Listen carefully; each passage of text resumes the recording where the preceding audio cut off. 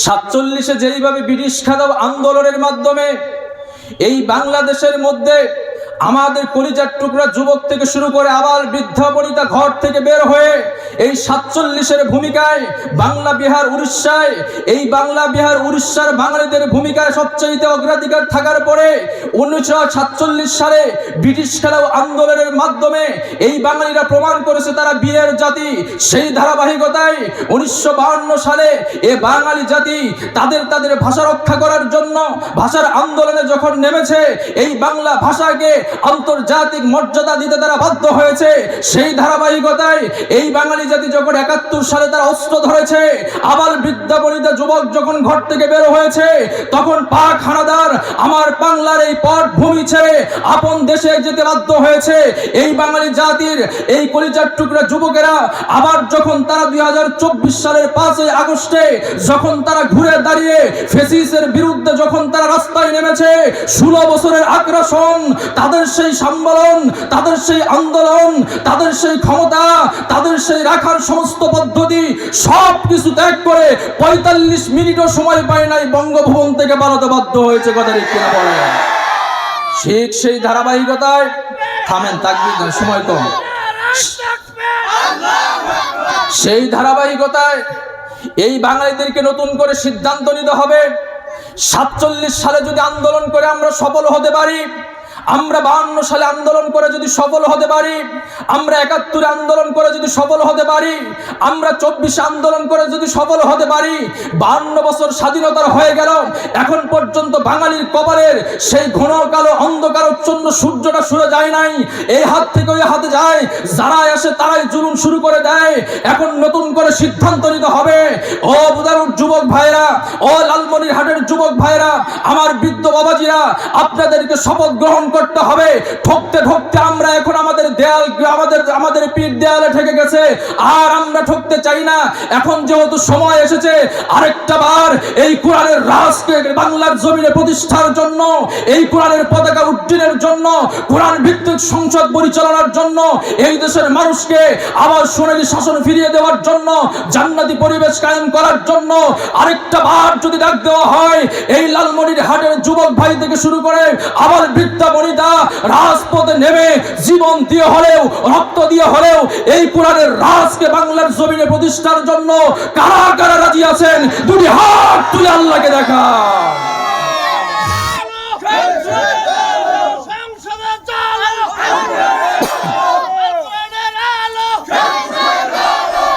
এই দেশের ভিতরে যারা মানুষের উপর জুলুম করেছিল, জুলুমের ধারাবাহিকতা এত বেশি চালিয়েছিল, জুলুম করতে করতে অবস্থাটা এমন হলো, মানুষ যখন কথা বলার শক্তি সামর্থ্য হারিয়ে ফেললো, বাক স্বাধীনতাকে নষ্ট করে দিচ্ছিল, যখন আলেম উলামা থেকে জনতাকে আলাদা করে দেওয়ার চেষ্টা করতেছিল, ভারতের বুদ্ধি নিয়ে কান পড়া নিয়ে এ দেশের মানুষকে কোরআন থেকে বিচ্ছিন্ন করার চেষ্টা করেছিল, আল্লাহ রসুলের সুন্নাহ থেকে আদর্শ থেকে এই দেশের মানুষকে বিচ্ছিন্ন করার চেষ্টা করেছিল। এইরকম একের পর এক মানুষের সম্পদ লুণ্ঠন করে নেতা নেত্রীরা বিদেশে বাড়ি তৈরি করলো, গাড়ি তৈরি করলো। এই মানুষের উপর জুলুম করতে করতে এই দেশের সহসরা আমাদের মা বোনদেরকে নিয়ে হোটেল ভর্তি করলো, আবাসিক হোটেল জমজমা করলো। সেই সিটগুলো যে শিক্ষাঙ্গনে মানুষ শিক্ষার জন্য যায়, সেই কলেজের শিক্ষাঙ্গনের পবিত্রতা নষ্ট করে দিল। চতুর্মুখী ষড়যন্ত্র করে জুলুমের মাত্রা যখন বাড়িয়ে দিল, আল্লাহ পাক বললেন ওয়ামাকারু ওয়ামাকারাল্লাহ ওয়াল্লাহু খায়রুল মাকিরিন। তোমরা তোমাদের মক্করবাজি করো, তোমরা তোমাদের ধোঁকাবাজি করো, আমার কৌশল যখন শুরু হয়ে যাবে কেউ টিকতে পারবে না।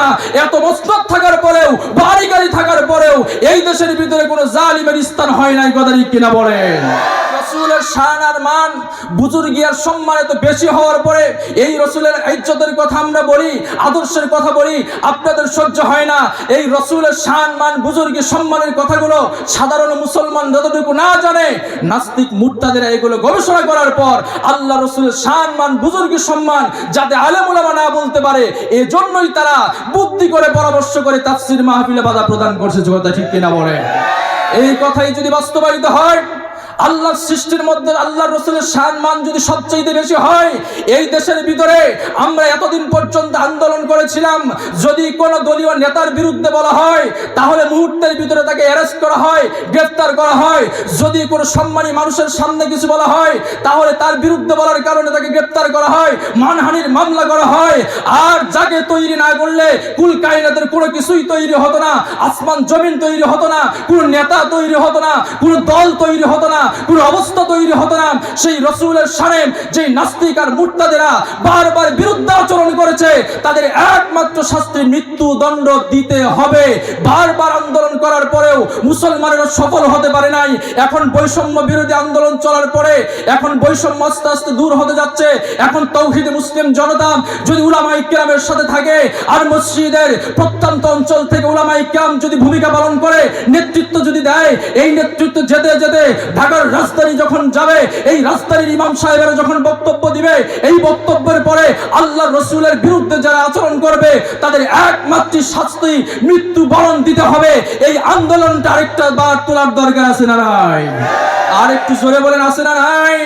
যদি সেই সময় উলামায়ে কিরাম এই বৈষম্য দূর করার জন্য আরেকটা বার রাজপথে যায়, রাজপথে যদি ডাক দেয়, সেই রাজপথে আল্লাহর রাসূলের জন্য, আল্লাহর রাসূলের আদর্শ বাস্তবায়নের জন্য, আল্লাহর রাসূলের শানের জন্য, আল্লাহর রাসূলের মানের জন্য সেই রাজপথে গিয়ে নিজের জীবনকে উৎসর্গ করবে, রক্ত দিবে, জান দিবে, মাল দিবে। এই রকম আল্লাহর রাসূলের উম্মত কয়জন আছেন এই মজলিসের ভিতরে? তাদের হাত দুটো দেখতে চাই। লিল্লাহি তাকবীর, লিল্লাহি তাকবীর। আল্লাহ পাক সবাইকে কবুল করুন, সকলে বলেন আল্লাহুম্মা আমিন। সম্মানিত, শুধু কোনো ভূমিকাতে যেতে যাচ্ছি না, আমি আপনাদের সামনে কোরআনুল কারীমের 33 নম্বর সূরা, কত নম্বর সূরা? 33 নম্বর সূরা, সূরাতুল আহজাব। এই সূরাতুল আহজাবের 21 নম্বর আয়াতটা তেলাওয়াত করেছি। এই আয়াতটা তেলাওয়াত করার একটা মহান উদ্দেশ্য হলো, আমাদের বাংলাদেশের 52 বছর স্বাধীনতার হলো, এই 52 বছর স্বাধীনতার পর আজও পর্যন্ত আমরা বাঙালিরা বারবার নেতা নির্ধারণ করতে যায় ভুল করি। আপনারা কথা বুঝতে পারেন আমার? অল্প সময় আমি কয়েকটা গুরুত্বপূর্ণ মেসেজ দিয়ে আপনাদের দোয়া নিয়ে চলে যাব ইনশাআল্লাহ। এই 52 বছরের ইতিহাস প্রমাণ করে এই বাংলাদেশের মানুষ বারবার নেতা নির্ধারণ করতে গিয়েই ভুল করে, যার কারণে যারা এসে মাত্র 5 বছরের ভিতরে আঙ্গুল ফুলে কলা গাছ হয়, যখন নির্বাচনে দাঁড়ায় তখন দেখা যায় তার ঘরের ভিতরে কুকুর 5 বার যায়, শিয়াল 10 বার বের হয়, কেউ কাউকে আক্রমণ করে না। কিন্তু 5 বছরের ব্যবধানে দেখা যায় তাদের অবস্থা এমন হয়, তাদের ঘর তো দূরের কথা, তাদের এরিয়াকে ভেদ করে কোনো নাগরিক এবং কোনো ভোটার তাদের কাছে যাওয়া তো দূরের কথা, তাদের বাড়িতে প্রবেশ করারও সুযোগ পায় না। এর কারণটা হচ্ছে কি? আমরা নেতা নির্ধারণ করে ভুল করি। কেমন?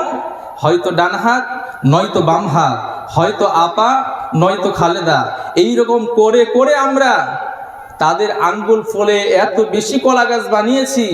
তারা ভালো করেই জানে বাংলাদেশের মানুষ একটু আবেগ দিয়ে কথা বললেই অতীতের ইতিহাস সব ভুলে যায়। একবার ক্ষমতার হাত বদল হয়েছে, তাদের বিরুদ্ধে আমরা যদি নামি, তাহলে তাদের পক্ষে যদি আমরা একটু কথা বলি, এই জনতার পক্ষে কথা বললে হয়তো ওই হাতকে ছেড়ে আমাদেরকে ধরবে, আবার এই হাত যখন ধরবে তখন এই হাতের কার্যক্রম শেষ হওয়ার পর ওই হাত ধরবে। এজন্য তারা টলুমলু করে বারবার এমনভাবে আমাদেরকে সাজিয়ে নিয়েছে, দিন যায় রাত যায়, যাওয়ার পরে তারা এক স্পষ্টভাবে বুঝতে পেরেছে আমাদের ছাড়া এই বাঙালিদের কোনো উপায় নাই। কিন্তু বাঙালি কি হার মানার জাতি?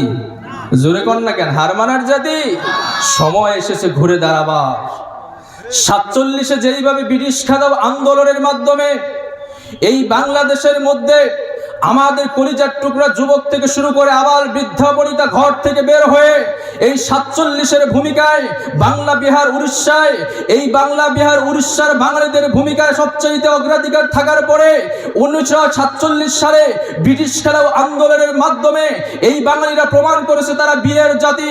সেই ধারাবাহিকতায় 1952 সালে এ বাঙালি জাতি তাদের ভাষা রক্ষা করার জন্য ভাষার আন্দোলনে যখন নেমেছে, এই বাংলা ভাষাকে আন্তর্জাতিক মর্যাদা দিতে তারা বাধ্য হয়েছে।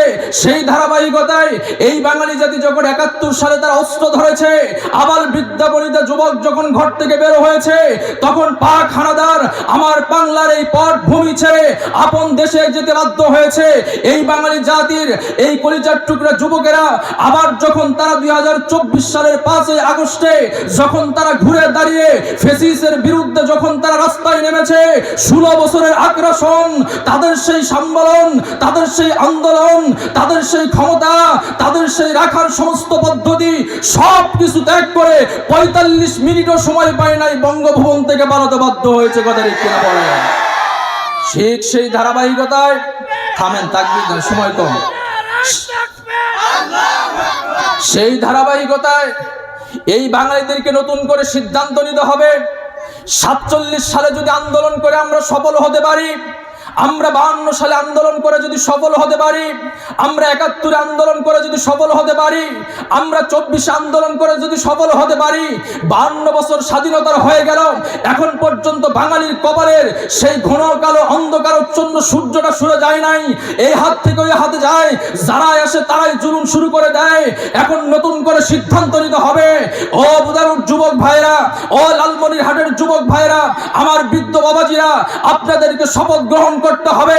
ঠকতে ঠকতে আমরা এখন আমাদের দেয়াল, আমাদের পিঠ দেয়ালে ঠেকে গেছে, আর আমরা ঠকতে চাই না। এখন যেহেতু সময় এসেছে আরেকটা বার এই কোরআনের রাজকে বাংলার জমিনে প্রতিষ্ঠার জন্য, এই কোরআনের পতাকা উড্ডীনের জন্য, কোরআন ভিত্তিক সংসদ পরিচালনার জন্য, এই দেশের মানুষকে আবার সোনালী শাসন ফিরিয়ে দেওয়ার জন্য, জান্নাতি পরিবেশ কায়েম করার জন্য আরেকটা বার যদি ডাক দেওয়া হয়, এই লালমনিরহাটের যুবক ভাই থেকে শুরু করে আবার বৃদ্ধা বনিতা রাজপথে নেমে জীবন দিয়ে হলেও, রক্ত দিয়ে হলেও এই কোরআনের রাজকে বাংলার জমিনে প্রতিষ্ঠার জন্য কারা কারা রাজি আছেন? দুটি হাত তুলে আল্লাহকে দেখা।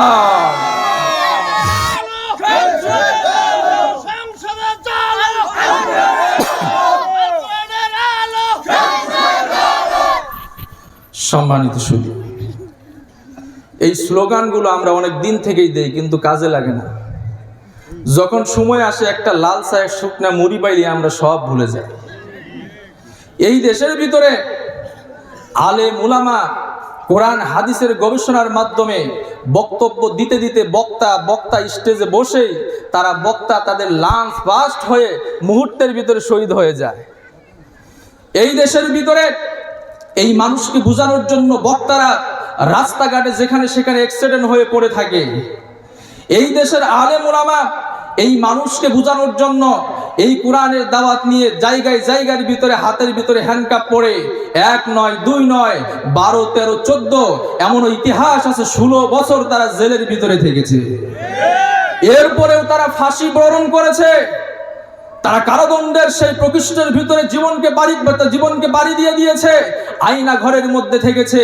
তারা তাদের জীবনকে এমনভাবে বিসর্জন করেছে, সন্তানগুলোকে দেখতে পারে নাই, স্ত্রীকে দেখতে পারে নাই, আত্মীয় স্বজনকে দেখতে পারে নাই। যেই আলেম উলামা এই কোরআন ভিত্তিক সমাজ গঠনের জন্য এত পরিশ্রম করে রাত দিন একাকার করে এই মানুষদেরকে বোঝানোর চেষ্টা করেছিল, এই কোরআনের দাওয়াত মানুষের কানে কানে পৌঁছে দিয়েছিল, কিন্তু এই দেশের মানুষ অনেক ক্ষেত্রে দেখা যাচ্ছে আলেম উলামার সাথে তারা গাদ্দারি করেছে। যখন সময় আসে তখন হয় ডান হাত নয় বাম হাত। কথা বুঝতে পারছেন তো নাকি? কখনো পশ্চিম দিকে দৌড়ায়, কখনো উত্তর দিকে দৌড়ায়, কখনো ভারতের দাবিদারি করে, কখনো আমেরিকার দাবিদারি করে। আর এই সুস্পষ্ট বিষয়টা আলেম উলামা বুঝায় দেয়। এই আমেরিকার উপর ভরসা করে মানুষের কপালে শান্তি আসতে পারে না, ভারতের উপরে ভরসা করে মানুষের কপালে শান্তি আসতে পারে না। কপালে যদি শান্তি আনতে চাও, এই অন্ধকারচ্ছন্ন সূর্য যদি বাংলার জমিন থেকে হটাতে চাও, তাহলে এই কোরআনের রাজ কায়েম করো। আর শরিয়াতুল ইসলামিয়া, আল হুকুমাতুল ইসলামিয়া, এটা যদি এই বাংলার জমিনে প্রতিষ্ঠিত হয়, 52 বছরের প্রয়োজন নাই, 52 দিনের প্রয়োজন নাই, 52 সপ্তাহের প্রয়োজন নাই, 52 মাসের প্রয়োজন নাই, 52 মিনিটের ভিতরে বাংলার চিত্র পরিবর্তন হয়ে যাবে ইনশাআল্লাহ। সুতরাং কোরআনের সাথে থাকার দরকার আছে না নাই? আর একটু জোরে বলেন, আছে না নাই? থাকবেন তো আপনারা? যখন সময় আসবে তখন দেখা যাবে। সম্মানিত মুসলমানেরা, কথা বলতে গেলে অনেক কথা এদিকে ওদিকে আর যায় না। আমরা বারবার নেতা নির্ধারণ করতে যাই ভুল করি কেমন? আমি একটু প্র্যাকটিক্যালি বিষয় বোঝা যাই, শানে নজুল ব্যাখ্যা বিশ্লেষণে যাওয়ার কোনো সুযোগ নাই। এই তামাম বিশ্বের মানুষ যখন মানুষ থেকে বারবার প্রতারিত হয়েছিল, এই দুনিয়ার কোনো জায়গার ভিতরে যখন শান্তি ছিল না, শান্তি নামক শব্দটা উচ্চারণ করতেও মানুষ ভীত ভীত হয়ে যেত, শান্তি নামক শব্দটাকে মানুষ বিশ্বাস করত না, তখন এই পৃথিবীর মানুষকে শান্তি দিতে পারে এই জন্য শান্তির বাণী উড়িয়ে এই দেশের এই পৃথিবীর ভিতরে একজন নেতা গজিয়েছিল, যার নাম হচ্ছে সক্রেটিস।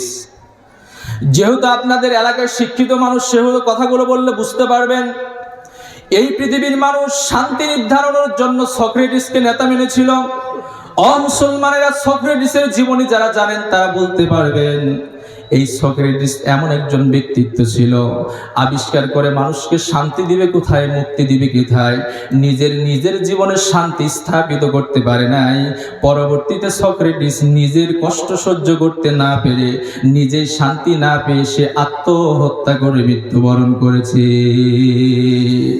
আমার লালমনিহাটের ভাইদেরকে বলি, বলেন তো, যেই মানুষটা নিজেই নিজের জীবনের শান্তি স্থাপিত করতে পারে না, নিজের জীবনের শান্তি নির্ধারণ করতে পারে না, এই মানুষকে শান্তি দিতে পারে? আর একটু জোরে বলেন, পারে নাকি? সে মানুষকে শান্তি দিতে পারে না, সে কোনোদিন মানুষের নেতা হতে পারে না। কথা ঠিক কিনা বলে? এরপরে পৃথিবীর মানুষ ধোঁকা খেয়ে বোকা হয়ে গেল। এরপরে নেতা হিসেবে নির্ধারণ করলো এই পৃথিবীর ভিতরে আরেকজন, তার নাম হচ্ছে মাও সেতুং। নাম কি? মাও সেতুংকে নেতা হিসেবে নির্ধারণ করলো, আর ভাবলো এই মাও সেতুং বুঝি আমাদের ভাগ্যের পরিবর্তন করতে পারবে, আমাদের শান্তি এবং সমৃদ্ধি পৃথিবীতে প্রতিষ্ঠা করতে পারবে। কিন্তু ইতিহাস যারা জানেন, এই মাও সেতুং সে নিজেই নিজের শান্তি নির্ধারণ করতে পারে নাই, নিজের অন্তরের কষ্ট ভোলার জন্য মাতাল অবস্থায় যেখানে সেখানে পড়ে থাকতো। আমার ভাইদেরকে জিজ্ঞেস করি, বলেন তো, যেই মানুষটা নিজেই নিজের কষ্ট দূর করতে পারে না, মাতাল হয়ে থাকে, সে কি মানুষের নেতা হতে পারে নাকি? আর একটু জোরে বলেন, নেতা হতে পারে নাকি? এরপরে মানুষ গ্রহণ করেছিল লেনিনকে। লেনিনের চরিত্রে এত দুর্গন্ধ ছিল, লেনিনের চরিত্র এত খারাপ ছিল, নিজের যৌন চরিতার্থ করার জন্য মায়ের সাথে জিনা করেছে। আর একটু জোরে নাউজুবিল্লাহ বলবেন না? এই মানুষ কেমনে বোকা হয়, ধোঁকা খায়, এই বিচিত্রটা আপনাদের সামনে তুলে ধরতেছি। আমার মুসলমান শুনেন, এরপরে লেনিনের পরে মানুষ শান্তির জন্য একজন নেতা নির্ধারণ করলো, যার নাম হচ্ছে মনি ঋষি। হিন্দুদের পরম পূজনীয় একজন ব্যক্তিত্ব মনি ঋষি। এই মনি ঋষিকে নেতা হিসেবে নির্ধারণ করলো, কিন্তু মনি ঋষির জীবনী যারা জানেন তারা বুঝবেন, এই মনি ঋষি জীবনে কোনোদিন বিয়েই করে নাই। আবার বলেছে বিয়ে করার মতো জঘন্য কোনো কাজ নাই। জোরে কোন নাউজুবিল্লাহ। যে ব্যক্তি তার দলের লোক বাড়ানোর এই ইতিহাসটাই রচনা করতে পারে না, এই পরিকল্পনাই বুঝে নাই, কমন সেন্স নাই, সে কি মানুষের নেতা হতে পারে নাকি? আমি তাড়াতাড়ি কথাগুলো বলতেছি, সমস্যা হচ্ছে আপনাদের বুঝতে? সমস্যা হচ্ছে, সেও মানুষকে শান্তি দিতে পারলো না, মানুষকে নেতা হতে পারলো না। এরপরে মানুষ গ্রহণ করলো কৃষ্ণকে, চরিত্র খারাপ, রাধা গোসল করতে যায় কাপড় সরায় রাখে, আর রাধার উলঙ্গ দেহ দেখে সে মজা গ্রহণ করে। এরপরে মানুষ গ্রহণ করলো এই পৃথিবীর ভিতরে গৌতম বুদ্ধকে।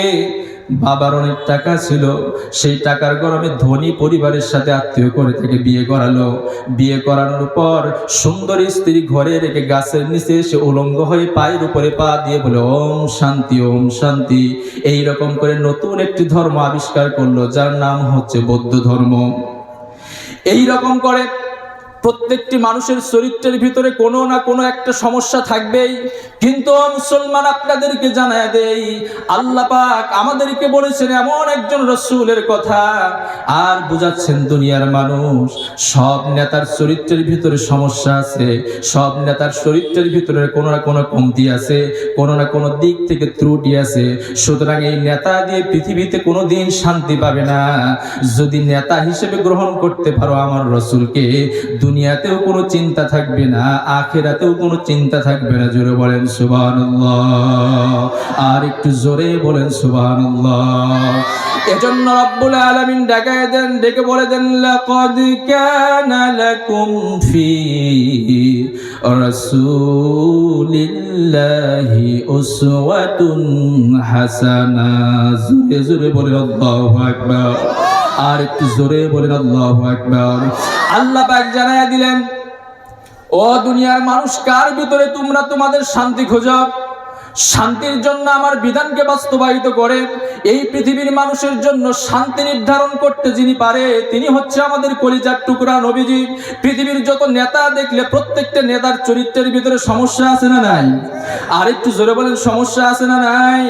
এজন্য আল্লাহ পাক জানায় দিলেন, আমি এমন একজন রাসূলকে তোমাদের রোল মডেল বানায় দিলাম যার চরিত্র হচ্ছে ওয়া ইন্নাকা লাআলা খুলুকিন আযীম।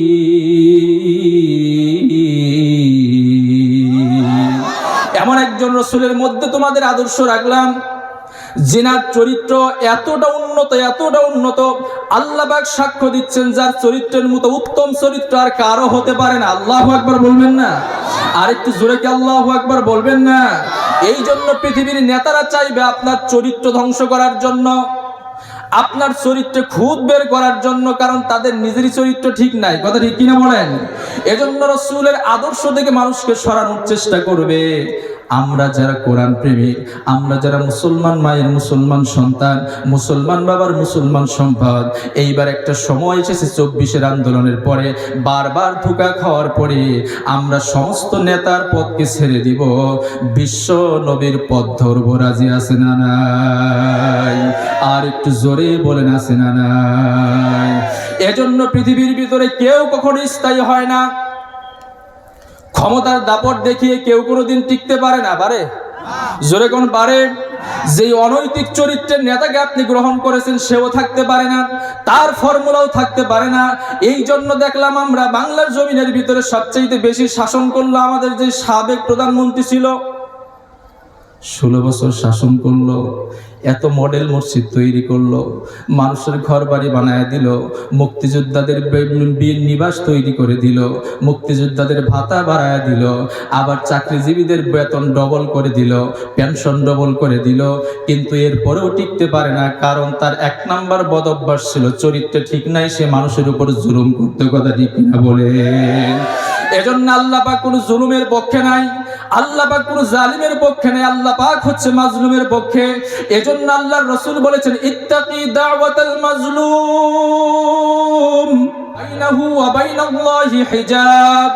ও দুনিয়ার মানুষেরা, তোমরা মাজলুমের বদদুয়া থেকে নিজেকে সংবরণ করো, কেননা বাইনাহু ওয়া বাইনাল্লাহি হিজাব, মাজলুমের বদদুয়া আর আল্লাহর মাঝে কোনো পর্দা থাকে না। বলেন তো, মাজলুমের বদদুয়া কবুল হয় কি হয় না? আর একটু জোরে বলেন, হয় কি হয় না? এই দেশের ভিতরে যারা মানুষের উপর জুলুম করেছিল, জুলুমের ধারাবাহিকতা এত বেশি চালিয়েছিল, জুলুম করতে করতে অবস্থাটা এমন হলো, মানুষ যখন কথা বলার শক্তি সামর্থ্য হারিয়ে ফেললো, বাক স্বাধীনতাকে নষ্ট করে দিচ্ছিল, যখন আলেম উলামা থেকে জনতাকে আলাদা করে দেওয়ার চেষ্টা করতেছিল, ভারতের বুদ্ধি নিয়ে কান পড়া নিয়ে এ দেশের মানুষকে কোরআন থেকে বিচ্ছিন্ন করার চেষ্টা করেছিল, আল্লাহ রসুলের সুন্নাহ থেকে আদর্শ থেকে এই দেশের মানুষকে বিচ্ছিন্ন করার চেষ্টা করেছিল। এইরকম একের পরে এক মানুষের সম্পদ লুণ্ঠন করে নেতা নেত্রীরা বিদেশে বাড়ি তৈরি করলো, গাড়ি তৈরি করলো, এই মানুষের উপর জুলুম করতে করতে এই দেশের সহসরা আমাদের মা বোনদেরকে নিয়ে হোটেল ভর্তি করলো, আবাসিক হোটেল জমজমা করলো। সেই সিটগুলো যে শিক্ষাঙ্গনে মানুষ শিক্ষার জন্য যায়, সেই কলেজের শিক্ষাঙ্গনের পবিত্রতা নষ্ট করে দিল, চতুর্মুখী ষড়যন্ত্র করে জুলুমের মাত্রা যখন বাড়িয়ে দিল, আল্লাহ পাক বললেন, ওয়ামাকারু ওয়ামাকারাল্লাহ ওয়াল্লাহু খায়রুল মাকিরিন। তোমরা তোমাদের মক্করবাজি করো, তোমরা তোমাদের ধোঁকাবাজি করো, আমার কৌশল যখন শুরু হয়ে যাবে কেউ টিকতে পারবে না। এত মসনদ থাকার পরেও, বাড়ি গাড়ি থাকার পরেও এই দেশের ভিতরে কোনো জালিমের স্থান হয় নাই। কথা ঠিক কিনা বলেন? সম্মানিত মুসলমানেরা, এদিকে ওদিকে আর যাই না, আমি একটা হাদিস বলে আপনাদের বিষয়টা বোঝানোর চেষ্টা করি। আল্লাহর রাসূল সাল্লাল্লাহু আলাইহি ওয়াসাল্লামের আদর্শ ছাড়া শান্তি কোনো জায়গার ভিতরে পাওয়া সম্ভব নয়। এজন্য আল্লাহর রাসূলের আদর্শকে গ্রহণ করতে হবে, তাহলে দুনিয়া আখিরাতের সব জায়গায় শান্তি আসবে। এই বিষয়টা বোঝানোর জন্য হাদিস বলি, শুনবেন তো আপনারা? শুনবেন তো আপনারা?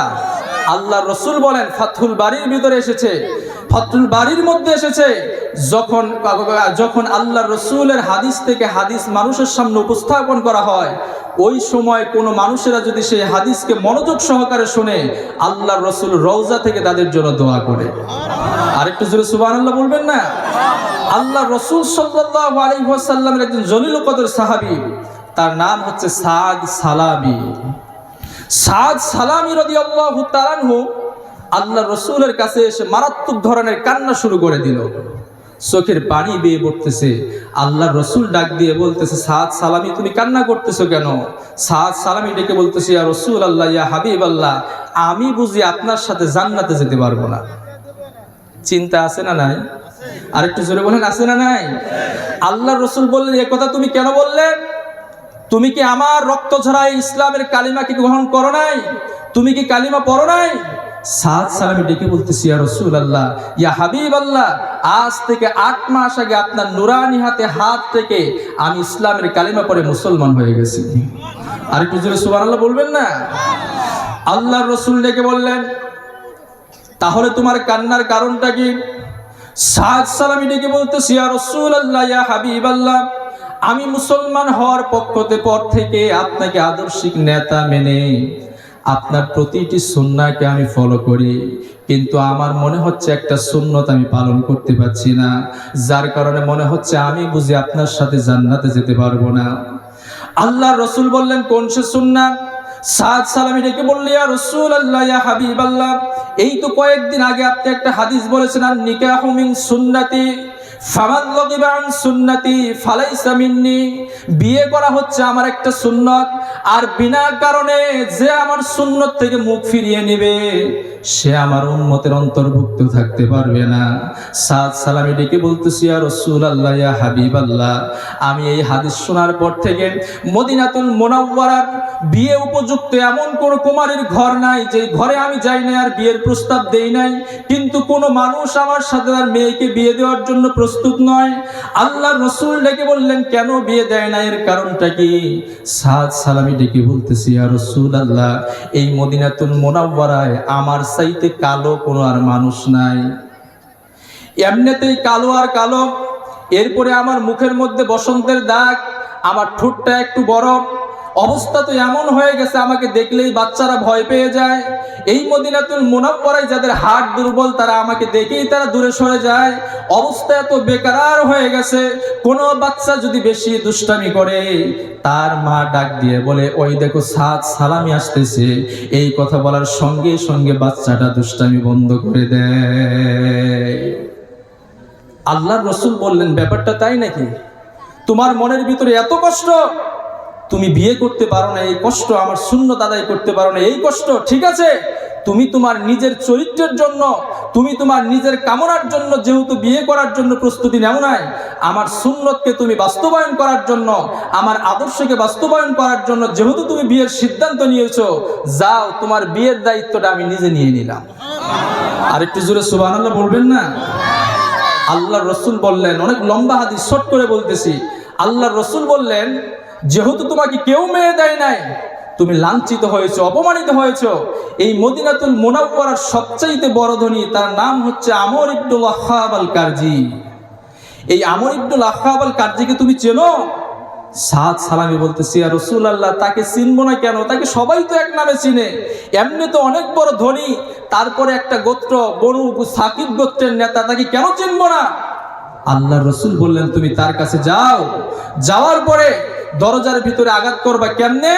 ফাকরাইল বাবা কুরআন রাকীকা, ছোট্ট ছোট্ট আওয়াজ করবা, যখন ভিতর থেকে বের হয়ে আসবে তখন আসসালামু আলাইকুম বলে সালাম দিবা। এরপরে কোনো কথা নাই, ডাইরেক্ট ডাক দিয়ে বলবা, যাওয়াজানি রাসূলুল্লাহ সাল্লাল্লাহু আলাইহি ওয়াসাল্লাম ফাতাতাকুম, জোরে কোন আল্লাহু আকবার। সম্মানিত মুসলমানেরা, বিরক্ত হচ্ছেন আপনারা? রাগান্বিত হচ্ছেন?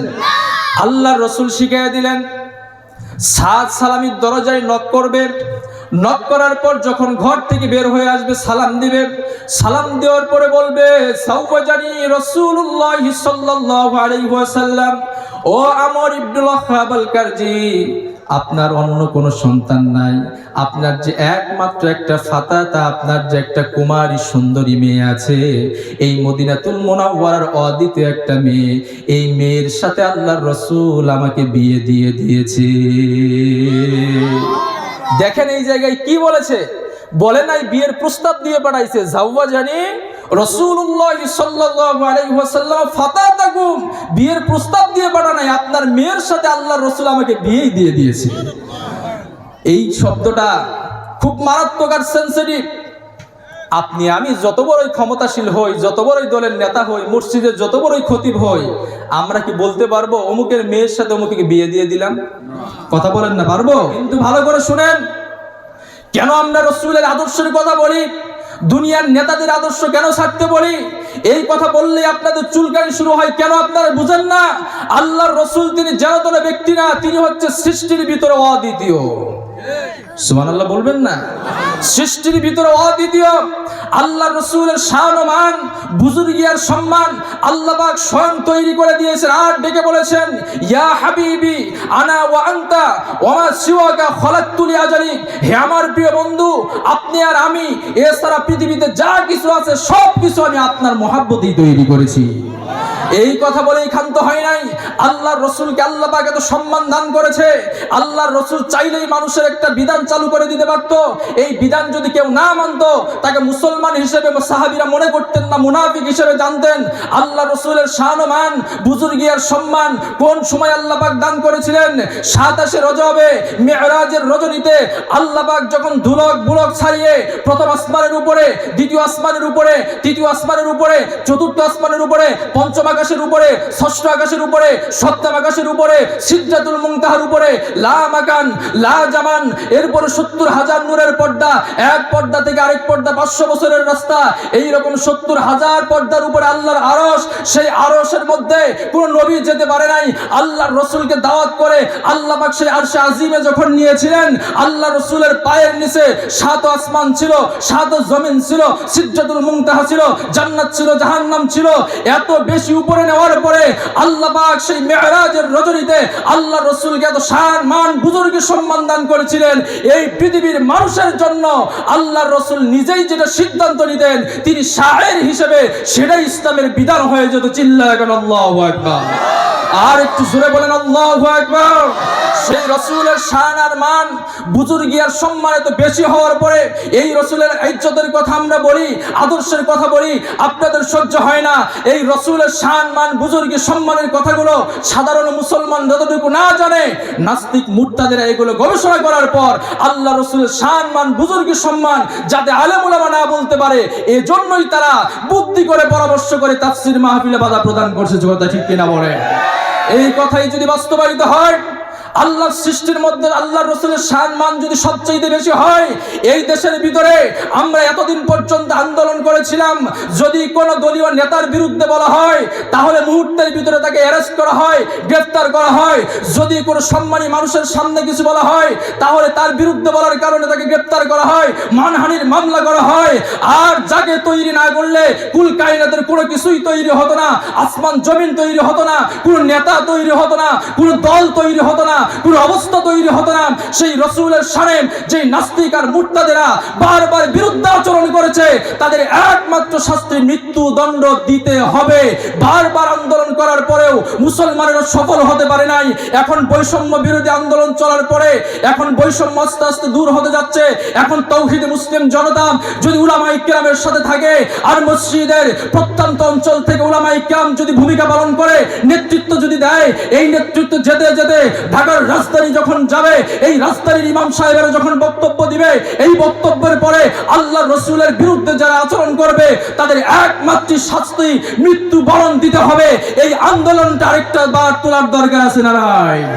আর একটু জোরে বলেন, আছে না নাই?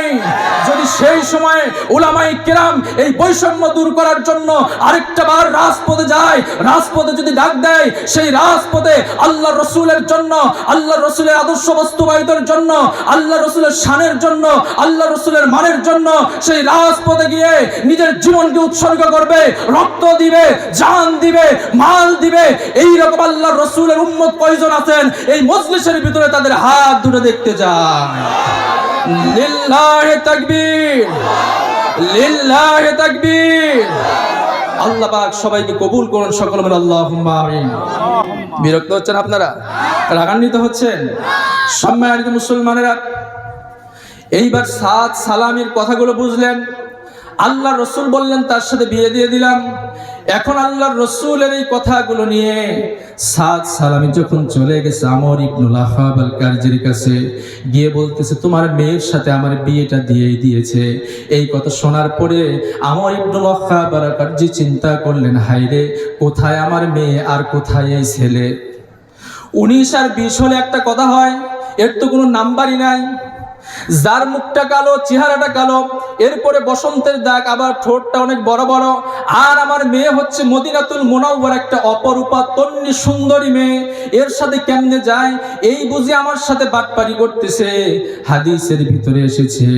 এইবার সাদ সালামির কথা শোনার পরে আমর ইবনুল আখাব আল কারজি বন্ধু বান্ধব যারা আছে তাদেরকে ডেকেছে।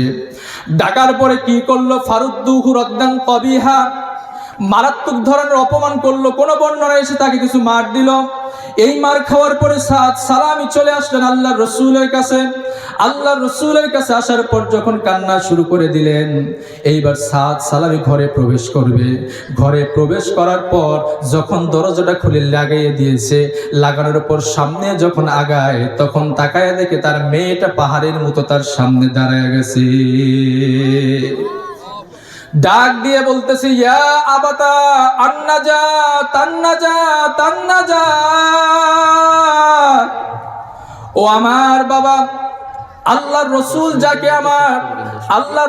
যাকে আমার স্বামী হিসেবে নির্ধারণ করলেন, সেই স্বামীকে আপনি অপমান করলেন। এই সাহসটা আপনাকে কে দিয়েছে? আল্লাহু আকবার কি বলবেন না? এই সাহস আপনাকে কে দিয়েছে? আল্লাহর রাসূলের পাঠানো সেই জামাইকে আপনি যখন দূরে ঠেলে দিয়েছেন, আপনি জেনে নেন আন্নাজাত আন্নাজাত আন্নাজাত। আল্লাহর রাসূলের কাছে যায় দেখেন কোন আয়াত নাজিল হয়েছে কিনা আপনার বিরুদ্ধে। আপনার জন্য নাজাত বুঝি হারাম হয়ে গেল, জাহান্নাম বুঝি ওয়াজিব হয়ে গেল। জলদি করে আল্লাহর রাসূলের কাছে গিয়ে ক্ষমা চেয়ে আসেন। জোরে বলেন সুবহানাল্লাহ, আর একটু জোরে বলেন সুবহানাল্লাহ। মেয়ের মুখের কোন ভাষা একবার চিন্তা করছেন? এত কালো, কুৎসিত, মুখে বসন্তের দাগ, এরপরেও আল্লাহর রাসূল পাঠিয়েছে বলে নিজের অপরূপা সেই সুন্দরী সমস্ত সৌন্দর্য ভুলে গিয়ে আল্লাহর রাসূলের মহাব্বতে তার জীবন যৌবন সাহাবীর কদমে ফিদা করে দেয়। আর আমার দেশের মেয়েরা এমন হয়ে গেছে, মাথায় টুপি দেখলে হুজুরদেরকে বিয়েই করতে চায় না।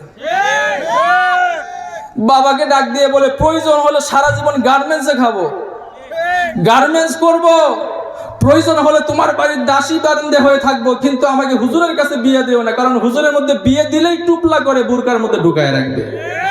আচ্ছা বলেন, হুজুরেরা কি টুপলার ভিতরে ঢুকায়? কথা কোন লাগে? টুপলার ভিতরে দেখায়? হুজুরেরা বউকে যতটুকু আদর করে, এ দেশের প্রধান, এ দেশের যত নেতা আর যত মন্ত্রী আছে তারাও তাদের বউকে এত আদর করে না। খালি 10 তলা 20 তলা বিল্ডিং লিখে দিলে আদর হয়? কথা কোন না কেন? আদর হয়? শুধু টাকা পয়সা তার অ্যাকাউন্টে রাখলেই কি আদর হয়? এই যে পার্শ্ববর্তী দেশ ভারত, মুকেশ আম্বানি নাম শুনেন নাই? পৃথিবীর শ্রেষ্ঠ ধনীদের মধ্যে একজন ধনী। এই ধনী, তার টাকার কোনো অভাব নাই, নিজের বাথরুমটা পর্যন্ত সোনা দিয়ে মুড়ায় রাখছে। হয়েছে কি হয় নাই? কিন্তু স্ত্রীর কাছে তার সম্মান আছে? পৃথিবীর মধ্যে এমন একটা রোবট আবিষ্কার করেছে, যেই রোবট দিয়ে তার একজন নারী তার শারীরিক চাহিদা মেটাতে পারবে। এই রোবটটা এই মুকেশ আম্বানির স্ত্রী কিনছে। তার মানে বুঝেন, স্বামী দ্বারা কি সে সুখে আছে? আরে জাস্তে কোন সুখে আছে? সে সুখে নাই। কারণ যদি সুখেই থাকতো তাহলে সেই রোবটের প্রয়োজন হইতো না। এই পৃথিবীর শ্রেষ্ঠ ধনী বিল গেটস, টাকা পয়সার কোনো অভাব ছিল না, ডলারের কোনো অভাব ছিল না, সম্মানের কোনো অভাব ছিল না। তাহলে সেই বিল গেটস কি তার স্ত্রীকে রাখতে পারছে? কথা কোনো রাখতে পারছে? ডিভোর্স হয়ে গেছে। তাহলে বোঝা যাচ্ছে টাকা পয়সা ক্ষমতা দিয়ে স্ত্রীকে ভালো রাখা যায় না। স্ত্রীকে ভালো রাখার জন্য প্রয়োজন হচ্ছে বুক ভরা ভালোবাসা। কথা ঠিক কিনা বলে? আর সেই ভালোবাসা হুজুরদের মধ্যে আছে। যদি পারেন হুজুরদের সাথে আত্মীয় করিয়েন, একটা হাবের সাপকে ধরে জামাই বানায়েন।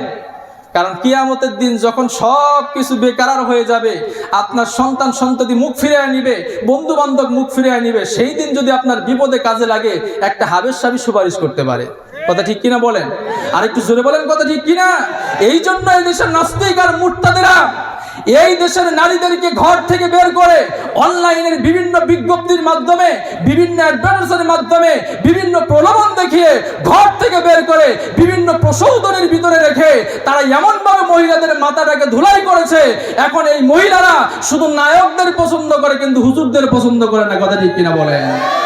নায়ক নায়িকাদের সংসার কয়দিন টিকে? কথা কন না, কয়দিন টিকে? বাংলাদেশে এমন নায়িকা আছে 5টা বিয়ে হয়েছে, বাংলাদেশে এমন আছে 5টা 6টা বিয়ে হয়, এরপরও থাকতে পারে না। শেষ পর্যায়ে বস্তিতে গিয়ে ভিক্ষার থালি নিয়ে তার জীবন পার করা লাগে। কথা ঠিক কিনা বলেন? সম্মানিত মুসলমানেরা, এই জন্য আপনাদেরকে বলতে চাই, হুজুরদের সাথে সম্পর্ক রাখবেন। এই হুজুরেরা আপনার বিপদের সময় কাজে আসতে পারে। সাত সালামির জন্য ওই মেয়েটা ডেকে বলতেছে, আল্লাহ রাসূল যাকে আমার স্বামী হিসেবে নির্ধারণ করলো তাকে দূরে সরানোর দায়িত্ব আপনাকে কে দিয়েছে?